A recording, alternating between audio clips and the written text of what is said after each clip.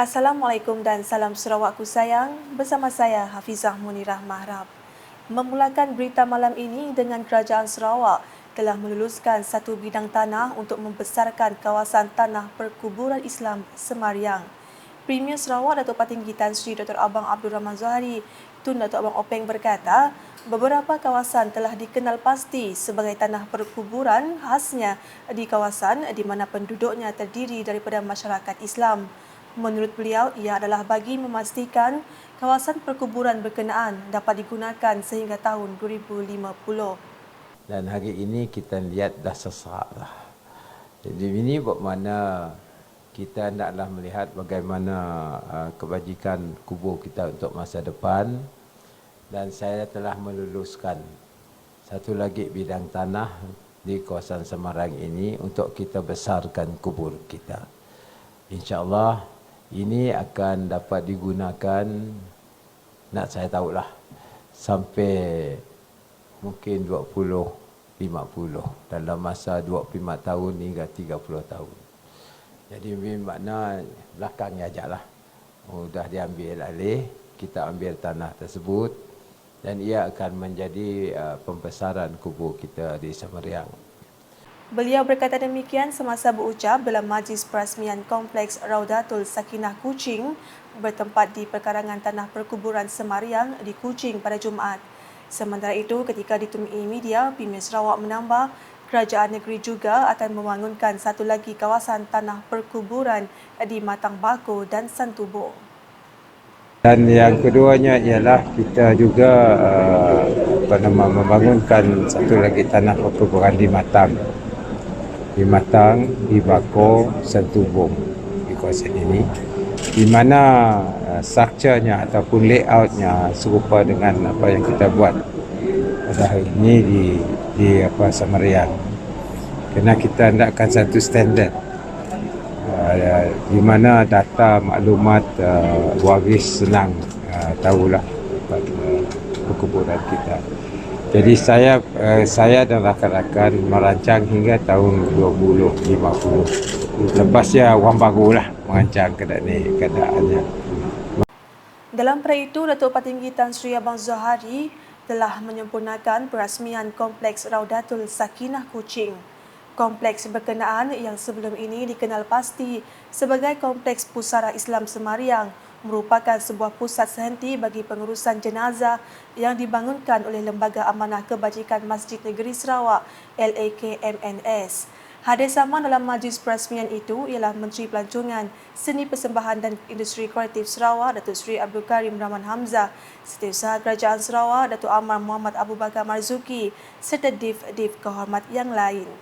Dalam majlis berkenaan, Datuk Patinggi Tan Sri Abang Zohari juga telah menyempurnakan upacara penanaman pokok bersama tetamuka hormat.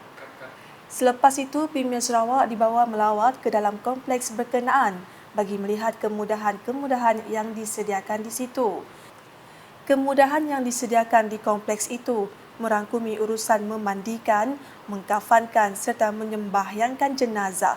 Selain itu, turut disediakan adalah kemudahan lain seperti pejabat urusan, ruang solat, ruang serbaguna, tandas, ruang parkir dan sebagainya. Kompleks tersebut dijangka beroperasi sepenuhnya pada 15 April depan.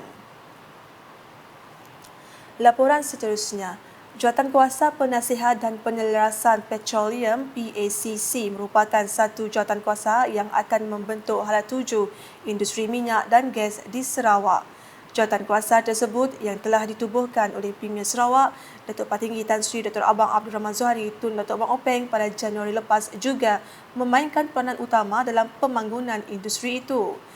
Timbalan Premier Sarawak Datuk Aman Awang Tengah Ali Hassan berkata, PACC mempunyai tanggungjawab besar yang diamanahkan untuk membentuk laluan ke hadapan dalam perjalanan minyak dan gas negeri ke arah mencapai aspirasi strategi pembangunan pasca COVID-19 PCDS 2030. Beliau yang juga pengerusi PACC berkata demikian semasa mempengerusikan mesyuarat sulung PACC di Kuching pada Jumaat.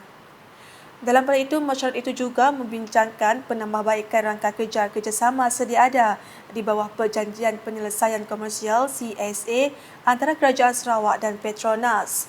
PACC terdiri daripada 11 anggota kanan yang mewakili Kementerian Negeri, Agensi Kerajaan Utama dan GLC Negeri yang mempunyai bidang kuasa dan kepakaran dalam hal ehwal minyak dan gas negeri. Jawatan kuasa ini juga akan menjadi saluran bagi kementerian dan agensi negeri untuk menyemak dan menelaras pembangunan dasar dan peraturan mengenai hal-hal minyak dan gas. Paparan berita selanjutnya. Input-input daripada pihak media penting untuk Kementerian Pembangunan Wanita, Kanak-kanak dan Kesejahteraan Komuniti KPWK Sarawak membantu golongan yang memerlukan. Menterinya Datuk Seri Fatimah Abdullah berkata, kelebihan wartawan dan jurugambar ialah perkara yang dipaparkan daripada lensa kamera mereka dan melaporkan dalam surat khabar atau media atas talian. Apa yang berlaku di dalam komuniti itu dapat dipaparkan dengan jelas, ya. Dan dengan itu ianya dapat direspons oleh sama ada kementerian, jabatan, ya, ataupun individu-individu terhadap apa yang dipaparkan itu adalah sangat penting. So this is a very important input for us as Menteri in our ministry. Bagi kami di kementerian, input seperti ini sangat penting bagi membolehkan kita membantu kumpulan yang memerlu bantuan. Beliau berkata demikian semasa menerima kunjungan hormat oleh Sarawak Press Photographer Association SPPA di Baitul Makmur 2 Kuching pada Jumaat. Datuk Seri Fatimah menambah kementeriannya menerusi Community Social Support Centre akan berkolaborasi bersama SPPA, Pertubuhan Pembangunan Insan Sarawak dan Serapi Hotel untuk program iftar bersama gelandangan, miskin tegar, ibu tunggal dan anak yatim pada 14 April depan. So it is for the well-being of the community. Jadi sama-sama kita berkolaborasi untuk kesejahteraan komuniti kita, ahli dalam komuniti. Dalam pada itu, KPWK Sarawak bersama Tabung Kanak-kanak Pertubuhan Bangsa-Bangsa Bersatu UNICEF komited dalam usaha mengenal pasti dan mencegah kemiskinan kanak-kanak. Datuk Seri Fatimah Abdullah memberitahu kementeriannya akan mendapatkan data yang diperlukan berpandukan keperluan UNICEF bagi menjalankan projek mencegah kemiskinan kanak-kanak. Kita juga berpandu kepada UNICEF, UNICEF keperluan UNICEF ini.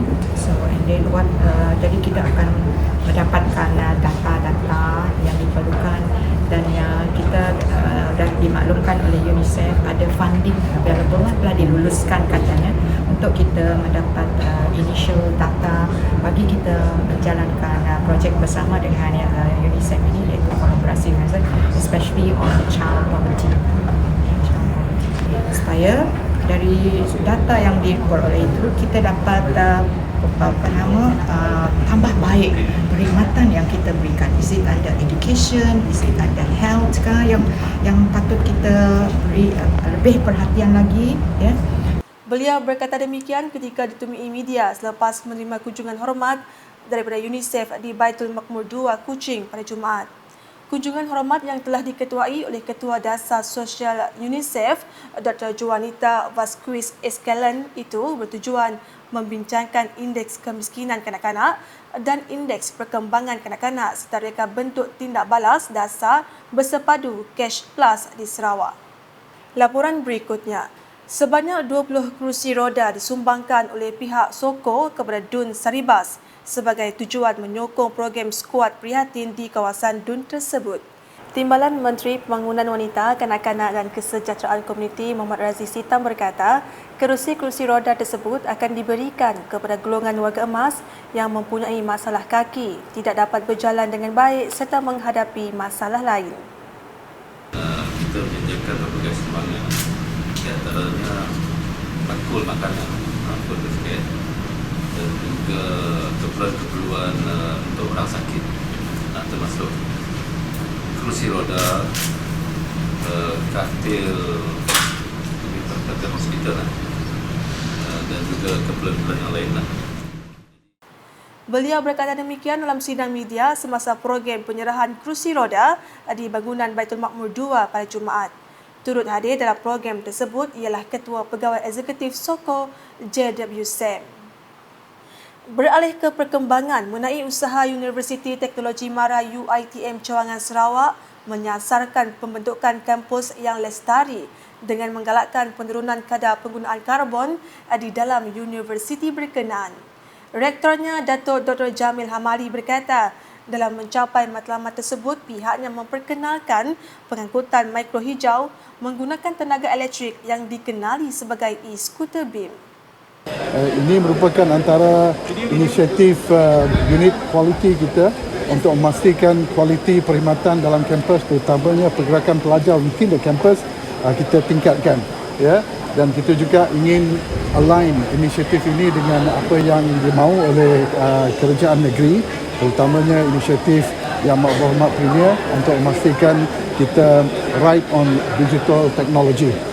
Banyak lagi actually inisiatif yang kita akan laksanakan along the years nanti.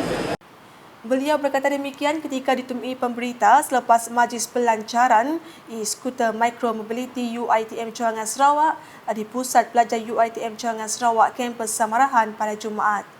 Dalam hal itu, beliau menjelaskan UiTM Cawangan Sarawak merupakan kampus ketiga yang mula memperkenalkan e-scooter beam selepas kali pertama diperkenalkan di UiTM Cawangan Perak. Datuk Dr. Jamil menambah, bagi UiTM Cawangan Mukah juga bakal turut serta dalam menggunakan inisiatif pengangkutan mikro hijau itu. Yes, kita akan adakan untuk permulaan kita buat di sini dulu.